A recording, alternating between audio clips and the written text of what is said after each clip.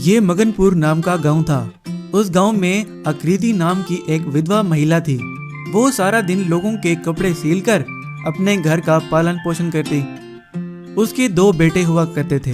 बड़ा बेटा पवन सारा दिन अपने बुरे दोस्तों के साथ अय्याशियां करता, लेकिन उसका छोटा बेटा मोनू बहुत चतुर था। वो हर वक्त नई नई चीजें बनाता रहता। आकृति मोनू को बड़ी मुश्किलों से प्राइवेट स्कूल में पढ़ा रही थी।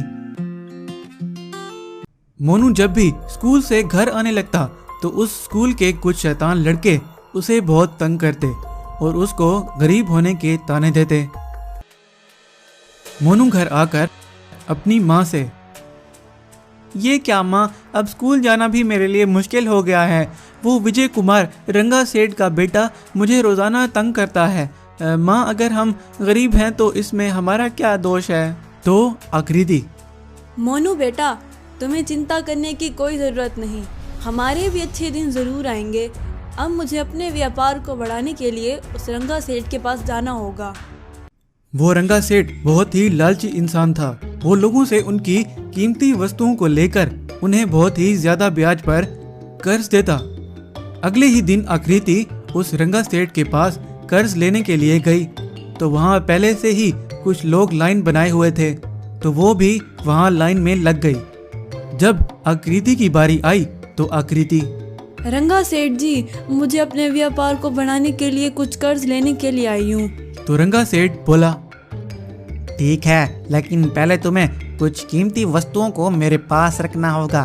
तो आकृति बहुत परेशान हो गई और आकृति बोली, रंगा सेठ जी, मेरे पास तो कोई ऐसी कीमती वस्तुएं नहीं है। जो भी थी मैंने अपने छोटे बेटे मोनू की फीस पर लगा दी।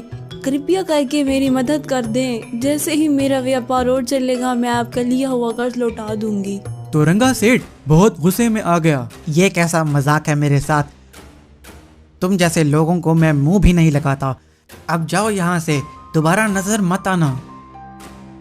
यूं सारे लोगों के सामने उसका मजाक उड़ाया और आकृति बेचारी रो रो कर वहां से चली गई।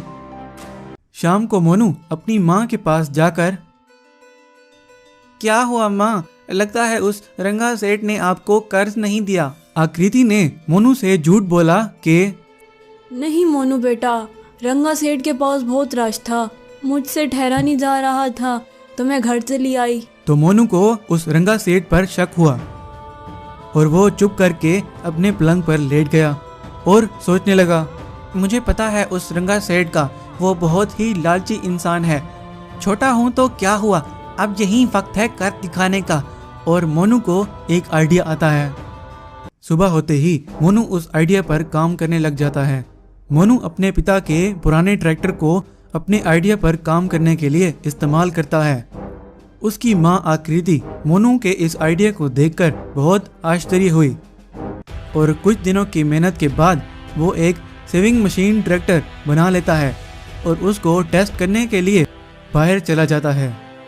वो बाहर उसे गलियों में चलाता है।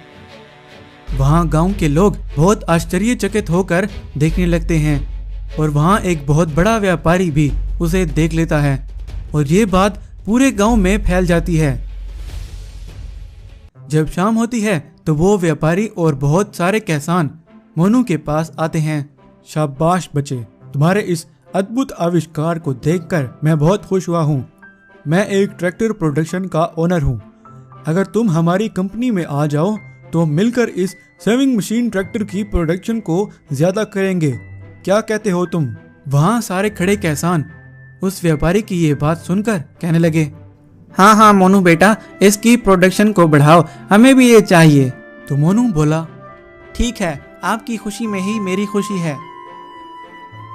इस तरह मोनू और उस व्यापारी ने मिलकर उस सेविंग मशीन ट्रैक्टर जैसे ही कई ट्रैक्टर्स बनाए और बहुत मुनाफा कमाया और मोनू छोटी उम्र में ही बहुत अमीर बन गया और वो रंगा सेठ उसका कुछ ना बिगाड़ सका।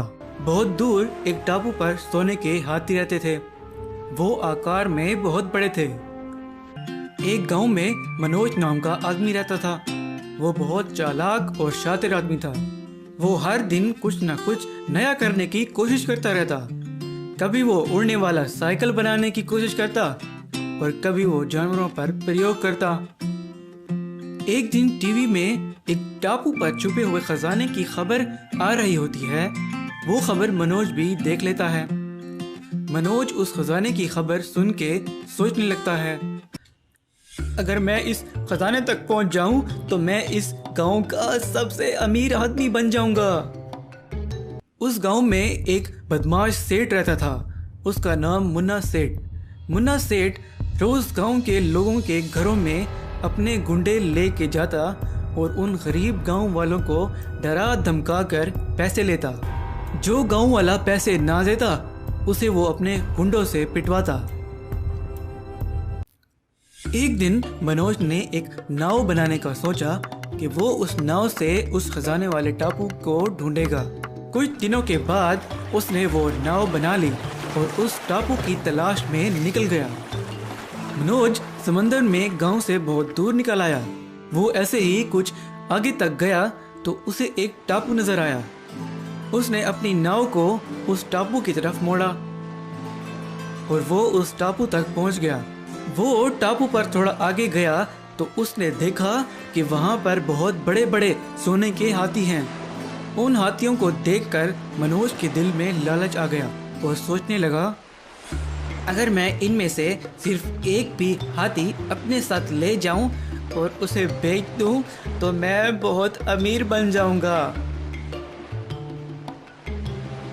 मनोज ने सोने के हाथी को पकड़ने के लिए एक प्लान सोचा और वापस अपने गांव चला गया एक नया आविष्कार करने, जिससे वो उस सोने के हाथी को पकड़ेगा।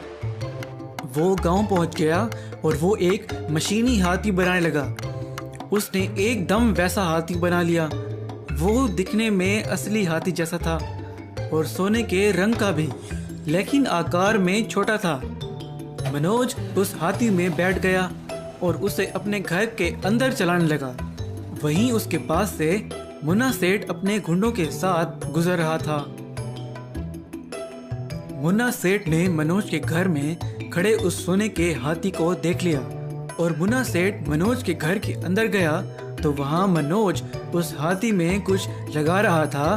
तो उसे देख के मुन्ना सेठ बोला, मुझे बताओ, ये तुमने सोने का हाथी कहाँ से लिया?